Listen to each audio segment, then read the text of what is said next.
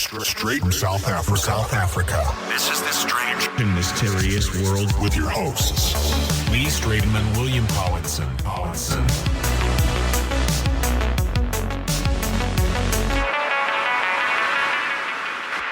Welcome to Strange Mysterious World. This is Lee and William. This is Season 1, Episode 17. And we will be chatting to Seth Shostak in a few minutes now. He is the head astronomer for SETI. Can't wait to get him on. But before we do, your shooting has been taking quite some time from you this last couple of weeks. And you've been finishing at 7, 8, 9 o'clock at night every day. How are you feeling? Yeah, geez, I'm pretty beat, pretty tired. So I hope I'll be here today. Yeah, lucky that long string of questions. I hope you can hold the fort. We've got them ready, man. We've got them ready. Seth, how's it? I think that should be okay. Yeah, there you go. Looking good, Seth. Where are you guys? In the UK? You sound like you're in the UK. No, we're South Africa. South Africa. Right, we're miles away. Okay. Yeah. Right. Are we going to do this in Afrikaans? Kan jy 'n bietjie van die taal praat? Well, a little bit. Okay, that's really cool. Oh, wow, cool. Okay. All right. So, Seth, I kind of did a bit of an introduction for you a little bit earlier. So you'll probably have, if you do listen to the podcast, you'll hear that. But there's a couple of things that I wanted to ask you, man. I'm going to get straight into the business. You know, when I first heard of SETI, and I was young, and I'm talking about now in the 70s, you know, I was so excited because I never knew that something like this existed. And I've always believed that there's something out there, always, from when I can remember, I've believed in these things. And, you know, I thought we got to find something. We got to find it so quick. We got to find it definitely. But there's been silence, like complete silence. So when you first started working at SETI, you know, what was it that drew you to go to SETI? Why did you land up going to SETI? Well, I think primarily because it's a big picture question, whether there are aliens out there or not, right? Yeah. I mean, most jobs don't deal with really big picture questions. I mean, you know, you're repairing cars or selling insurance or whatever. All that's fine. But here you're asking a question that, you know, people have been interested in ever since they looked up at the sky. So it is a big picture question, and it's an opportunity because never before in human history, right, have we had the ability to try and find a signal. That's something new. The fact that you could prove that there are aliens. So I think that's what appealed to me about it. And of course, obviously, I was interested in astronomy. I studied astronomy.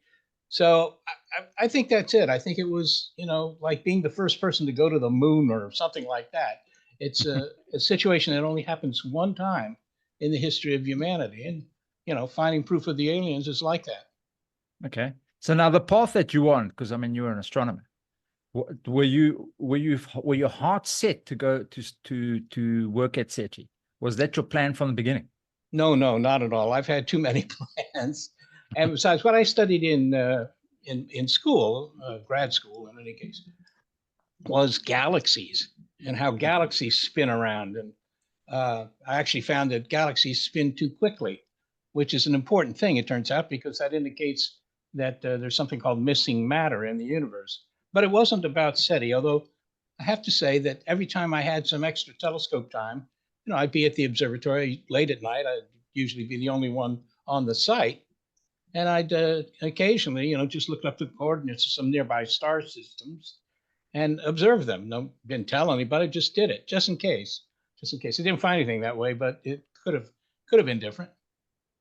Okay. All right. And then, you know, looking at our technologies now. So I think if I can recall, Sputnik 1 was in 1957. We launched it into space, if I recall correctly. Yeah. So if you're looking from that time to today, which is now 67 years on, our technology is pretty new. Where do you see our technology in the next 67 years? Well, you know, the predictions made about technology are usually, in a sense, very obvious, and mine will be as well. And that is that what we're doing now, we'll be able to do more quickly, right? That's usually how technology proceeds. Suddenly, you can do it better. In this case, better means you'd be able to look over a wider band, a wider bit of the radio spectrum, if you will, the radio dial. That's certainly going to happen, and you'll have more sensitivity because we'll build bigger radio telescopes and that sort of thing. If you're talking about, close to 70 years, then we might even find the money to build an array of antennas on the backside of the moon, which would be a good thing because that's the one place in the universe that's permanently shielded from all the radio noise that comes off of Earth and really gets in the way of your search. So, to say, yes, the search will be better, I think that's pretty obvious. But what you can't predict very well are developments in science that really change the way you think about the whole subject. And that's hard to say. I mean, obviously, the best thing to happen would be to find a signal, right? Because then we could look at the signal and decide if there's anything interesting in it. And there's some message, presumably there'd be a message. And that would change everything on Earth, I suspect. But, you can predict that. I bet everybody a cup of coffee it'll happen. But there's no guarantee. Yeah, because I've heard your predecessor was always the 10 stories. Next 10 years, next 10 years, next 10 years. You're not like that though. You're like. I'm interested in the predecessor. Yeah, Frank Drake. Oh, Frank Drake. Yeah. Oh, yeah. Well, that's where my prediction came from, actually, because Frank. Yeah. I noticed when I joined the institute, Frank Drake would get asked this question frequently. Yeah. Essentially, invariably, and I figured he would say, "Well, nobody knows," but he didn't. He said, "Well, I think within so many years." Yeah. And I actually did a little bit of work before making my predictions, which includes the cup of coffee if you win. Well, that's cool. Yeah. All right. And then look, obviously us being pretty new in space with our current technology, I know we're looking for life as we know our type of life forms. And this analogy always comes to me. It's like you've got a caveman that's in the forest trying to yell at a Boeing going past, trying to communicate with it. It's never going to happen.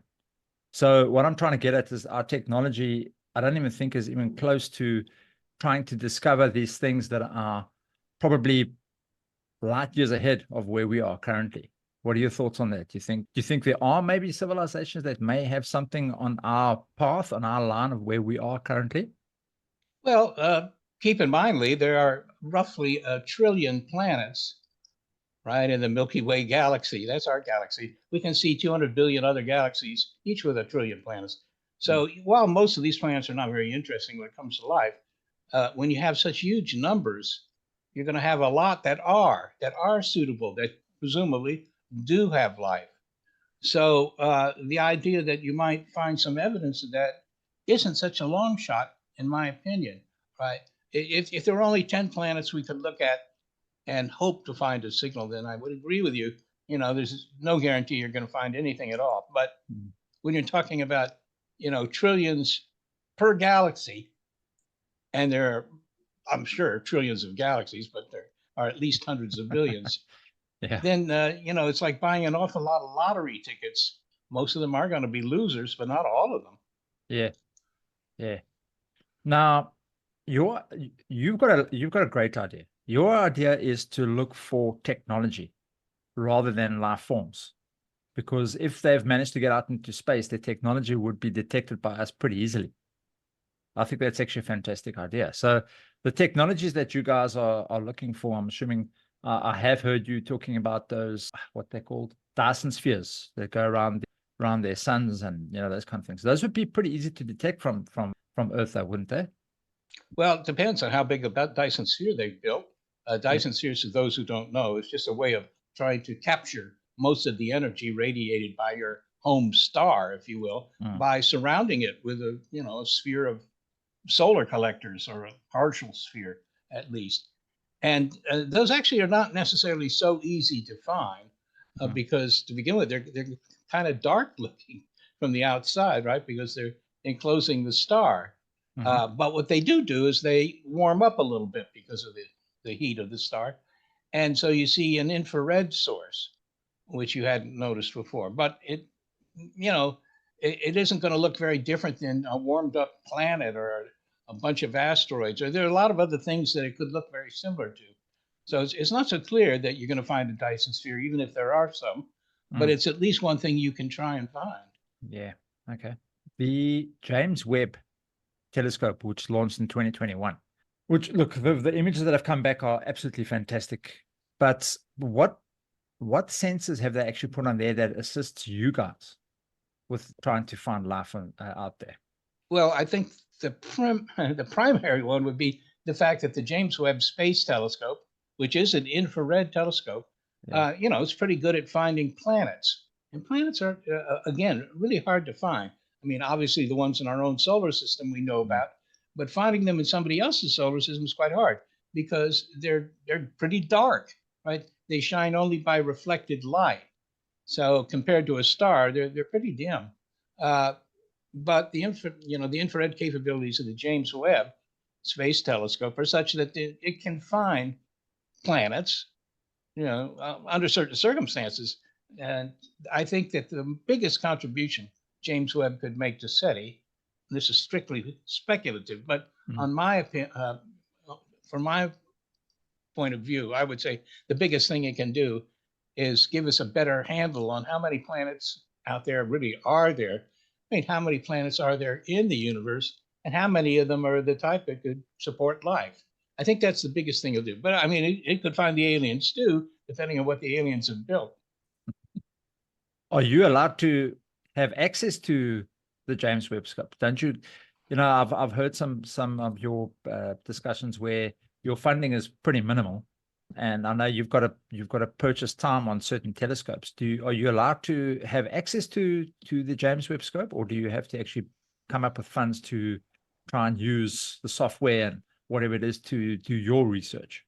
No, Lee, you have access to the James Webb Space Telescope. Oh, really? Okay. Yeah. No, Okay. it's a it was funded by tax dollars, so it doesn't cost anything to use. Not directly, you don't have to pay James Webb, but of course you have to have the right equipment and the expertise to use it. But you can put in a proposal and say, look, I need 100 hours of time on this telescope to do this. And if the science review committee for the telescope says this is a good idea, it'll produce some interesting science, then you get the time. It's very straightforward. It's like the Hubble Space Telescope is the same way too. Anybody can use the Hubble, but you have to have a good idea. Okay. Will, do you want to ask something? It sounds like you want to ask something. No, carry on. I'll ask some stuff at the back. Really. Okay, cool. We're going to head off onto artificial intelligence. All right. So with the rate we're moving now, and Elon Musk's ideas of where we're going with artificial intelligence, look, it's sometimes a little bit scary with his ideas. However, it could be beneficial, I suppose. It depends on which way we go with it. But what are your thoughts on AI? Because I know they've got these experiments that they're trying to do with consciousness onto a hard drive, and they're trying to put your memories onto a hard drive. They're trying to put these chips in your brain and all sorts of stuff. And I don't know if you're a Star Trek fan at all. Have you watched any of these Star Trek series, Seth? Yes, I've even been on panels with some of the people who play the lead characters at Star Trek. Okay, yeah, it's because they've got the Borg. Now the Borg are obviously, for some of our listeners that don't know, the Borg are half human and half artificial intelligence. It seems that our race, our civilization, is heading that direction. What are your thoughts on AI? Do you think it's do you think it's something that we should steer clear of? Do you think it's something that we could use to benefit us? Yeah, well, I'm quite sure we're not going to steer clear of it. I mean, you may wish to do that, but you'll only wish to do that up until the point when you notice that all your competitors, both in commercial markets and everywhere else, are using it to their benefit, and you've essentially hobbled your abilities to do anything.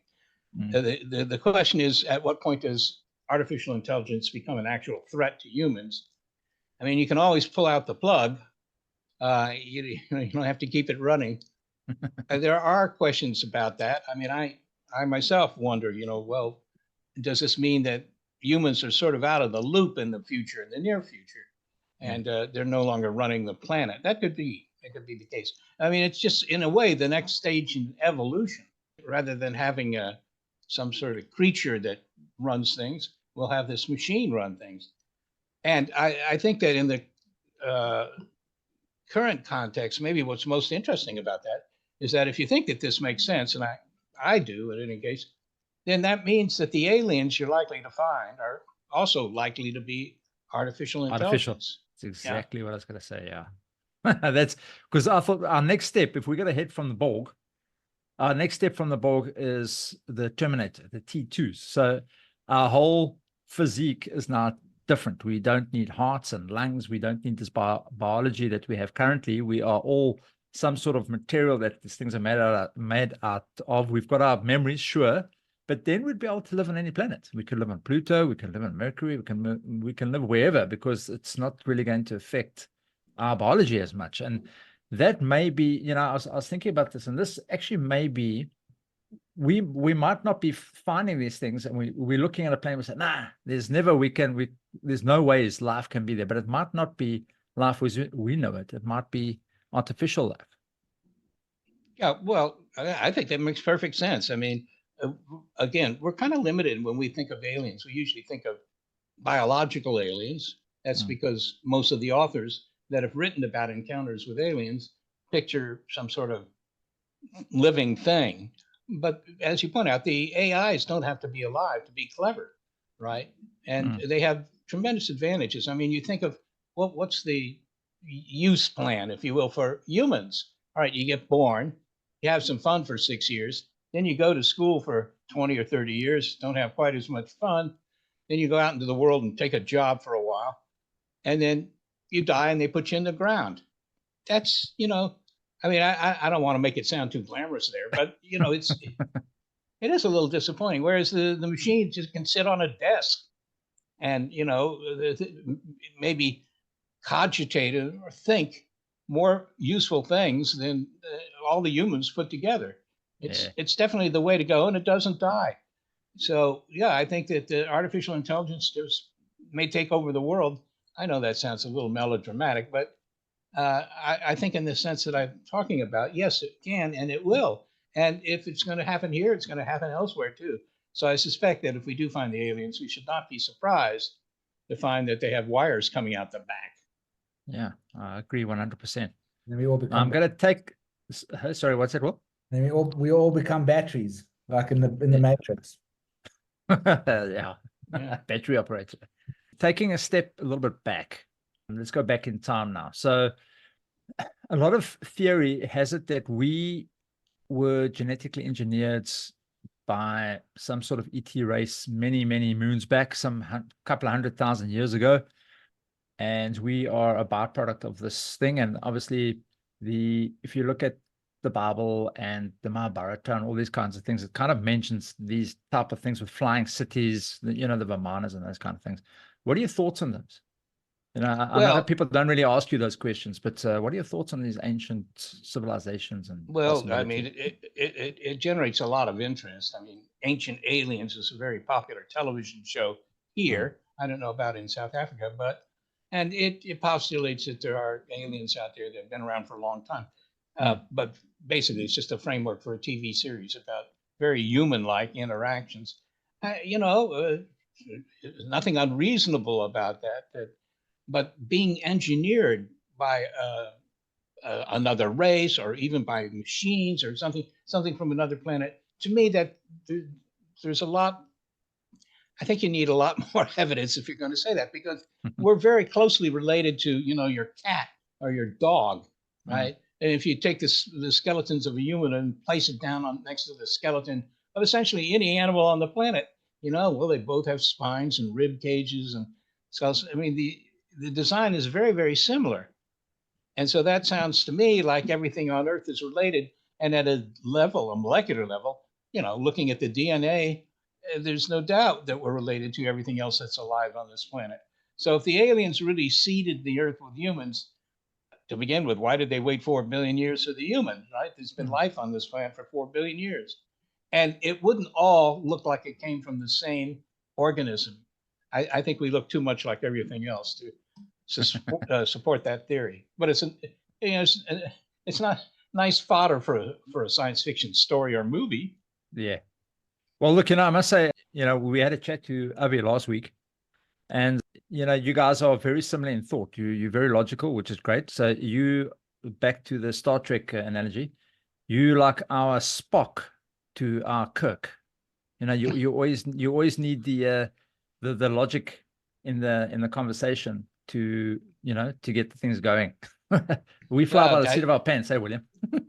Yeah. Well, I think that's just the result of studying science. I don't know that there's anything very miraculous about it. But you've always got the two different people in the world. You've got the people that are logical, which is fantastic to have, and you've got the guys that dream a lot. They dream maybe too much. On that point, Seth, Yeah. do you find any of the ufology like interesting, or follow it secretly, or Follow it secretly? Why would I do it secretly if I were doing it? you might be the tin hat guy? I mean, you don't want to be the tin hat guy, especially in your line of work. well, yeah, I don't know many scientists who think that we're being visited, but polls show that something like, I don't know, I guess it's more than half of the American public thinks that Earth is being visited by aliens, something on that order. Yeah. So it's a very popular idea, and it's a great, beginning of a storyline. So it has that advantage for television, at least, and the movies. But if we were being visited, I don't think that the evidence would be so incredibly cryptic as it is now, right? If you go to your local science museum and, you look for the exhibit about visitors from space, you probably won't find anything because there's no science in it. We don't have any good evidence of that. And if they were visiting for a long time, according to, UFO lore, they've been here since 1947, I think. That's a long time, but they haven't done anything. They don't kill people. They don't help us out. They don't cure diseases. They don't do anything. So from my point of view, if we're being visited by UAPs or UFOs or whatever you want to call them, they've been a big disappointment so far. Yeah, sure, but that like the Nimitz incident with the Tic Tac, they call it the Tic Tac with David Fraser and that. And also with like Dave Grush when he goes to Parliament in America there, and he before Congress, and he gives his like statement. I mean, even though he doesn't really have any evidence, but he says what do you think of all of that? Like, well, let's start with the Tic Tac. What do you think of the Tic Tac incident? Well, the videos, there are 3 videos, one of them being Tic Tac. And, they're kind of puzzling. They've all been made by gun sight cameras on American fighter jets. And, you can explain them all, actually, very prosaically, usually with simply phenomena that are intrinsic to the gun sight cameras, right? You don't see too many of these videos from commercial airliners. I don't know that they even have cameras on, pointing forward, but there are other kinds of aircraft that do. And more than that, there are tens of thousands, really hundreds of thousands of amateur astronomers throughout the world, not just in the United States, they're everywhere, right? And they, if it's a clear night, a lot of them are outside with their telescopes and they don't seem to see these things, right? You don't see too many reports around amateur astronomers. We have spacecraft, something like 8,000 or something, that are actually still working, and most of them are pointed back down toward Earth, and they don't see these things either. And you can say, oh, well, the government's covering it up. Americans love that idea, conspiracy ideas, because they can explain anything, but they're not all government satellites to begin with, and they're certainly not all American satellites. So I would say that the evidence for this, while it's an intriguing story, I don't see any good evidence for it at all. Yeah, sure. And then also just said yourself, have you ever looked up at the sky? I mean, without all of your equipment and that, and ever seen something strange yourself? Sure, even with the equipment. What's the equipment? Well, with the equipment, it's very much more difficult because we're using radio telescopes, and the telescopes we use, any telescope, has a very small, view of the sky. It's like looking at the sky through a soda straw or something. So the chances that anything that's in, say, our atmosphere would fly by you is pretty small. So the fact you don't see anything there doesn't actually surprise me. I don't think that's terribly significant.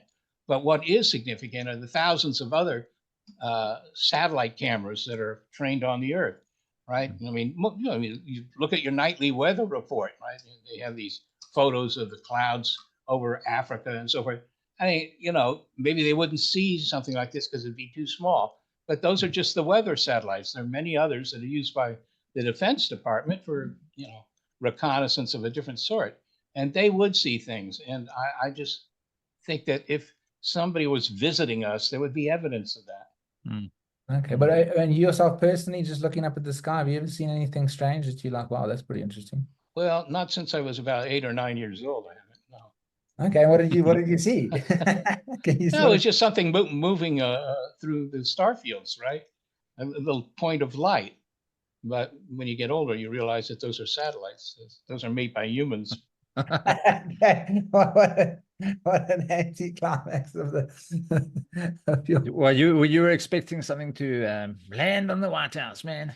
Hey, well, No. I'm just saying, like, he saw it was like, as a kid, you're probably like, wow, that's so cool. And then like later on in his life, it's finds out it's satellites. damn it, it's a satellite. Yeah. So, Seth, a quick one, man. If you look at your life where you are currently, if you had a time machine and you had to pop back in time, would you ever change anything? Is there things that you regret doing, things that you regret maybe you should have done with regards to your work? Well, I don't know. I think that the latter part of the 19th century was maybe an interesting time to be around because of the rapid development of science and technology.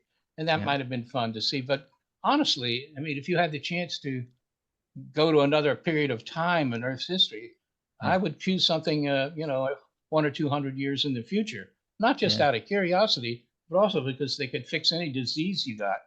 Yeah. I'd be in favor of that. And then last question on my side, before maybe if you want to ask some things. The funding for SETI is pretty poor from the government side. Am I right on that? The guys don't really give you too much funding. No. But isn't it beneficial for them to actually rather give you more funding than waste too much money on weaponry that we're trying to kill each other? Should we not try and use a little bit more of the funds to try and find our neighbors than to kill each other? Well, that's a political statement, and that's what you might do if you were elected to office. Not everybody would do that. Many people here would say, look, job number one for the government is to keep you from being killed by some other hostile nation. So, that's a political thing that has not much to do with the science and certainly not much to do with aliens, unless the aliens have decided to invade, which so far they have not. Yeah. All right. So the funding is pretty poor, but if somebody wanted to get involved with funding, how would they do that? Well, anybody can go to the SETI Institute's website, SETI.org. Okay. And, we try to make it easy for you to donate to the cause if you want to do that. All right. I'll put the link on our site. Yes. Just in case. Yeah, 100%. Thank Without you. a doubt. No problem. Well, Seth, just for our listeners, can you just explain like what the technology or the methods you are using to try and make contact? What are the technology? Yeah. Well, what we do is simply listen. We don't broadcast messages to the aliens and say, hey, get in touch with us or anything like that. The main reason we don't, some people would say, oh, it's dangerous to do that. I don't know if it's dangerous or not, but we don't do it because it would take too long, right? Even if the aliens are at 100 light years distance, that would be still relatively close for, a star system. But say it was 100 light years, just to make the math easy. That means if you broadcast a transmission, hi, we're the Earthlings, we just love to get in touch with you guys. It would take 100 years for that signal to reach them and another 100 years for their reply to get here, by which point 200 years have gone by and your funding is probably gone. So, you're confined to looking at the nearest star systems and not a whole lot of them, unless you assume that the aliens are broadcasting, not for your benefit, but for some other reason, and you just eavesdrop on those signals. So that's fundamentally what SETI usually does. You compile a list of the 1,000 or million nearest star systems, and one after another we observe them with big antennas, radio telescopes, and see if there's any signals coming from that direction. It's pretty straightforward in principle. All right, but like you said, I think you guys scan a very small section of the sky. How long does it take before you get across the whole, our whole scope?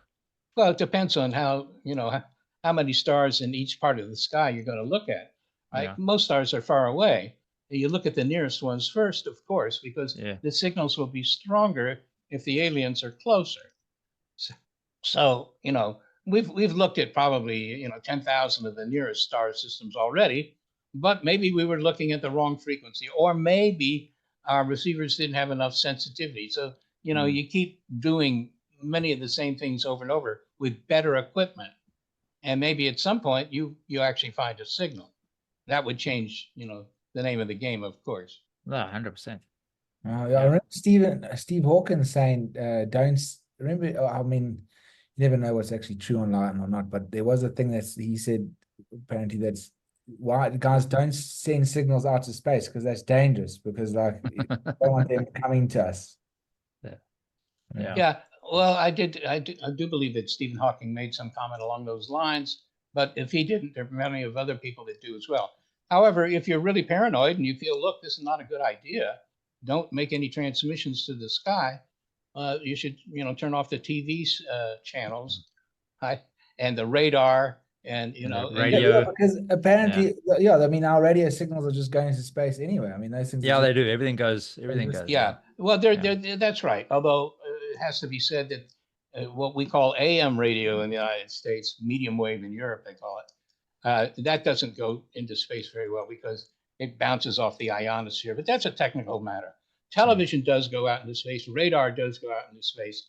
And if the aliens have a big enough receiving setup, they could find that. Yeah, 100%. So the nearby ones know we're here. Put it that way. Cool. Yeah. Anything else, Will, from your side? No, I'm good, Lee. I'm good. All right. Well, fantastic. Seth, it's been so cool to have you. Sorry that I woke you up so early. Yeah.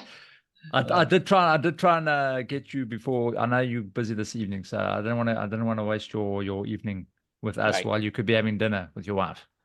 Okay. Happy anniversary, by the way. Is it my anniversary? Yeah, I think you said it was your anniversary dinner. Oh my goodness. Check. It's not an anniversary, but it is getting close to her birthday. So. Okay. Well, I've reminded you about the birthday. Okay. Yes. Terrific. All right. Fantastic. Seth, thank you very much for coming on board. Thanks so much, Seth. Really lovely talking to you, man. Appreciate it. You guys were fun to talk to too. Great. Thanks, Seth. Cheers. Bye. Cheers, Seth. There was a thing. He said something, but I didn't want to push him too much. About the Tic Tac. Is that about the Tic Tac?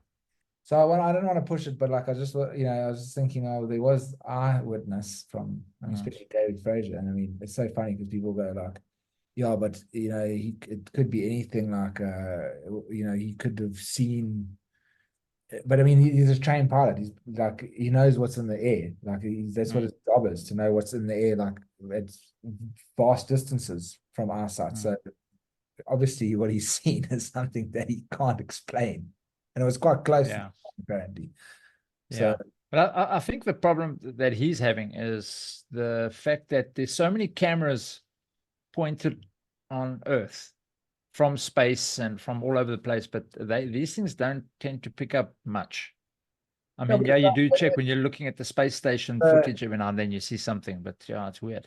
It's like the guys that want to rob your houses and that. They know where all the cameras are, man. Yeah. Like, hey, watch that camera there, man. We're going to slide underneath that one and slip into the house through the toilet. Spray paint. Eh? Yeah, shit. So, yeah. Anyway, yeah. All right, no, cool, man. Well, yeah, that's it for tonight, guys. Thank you for joining us. A little bit of a shorter one tonight.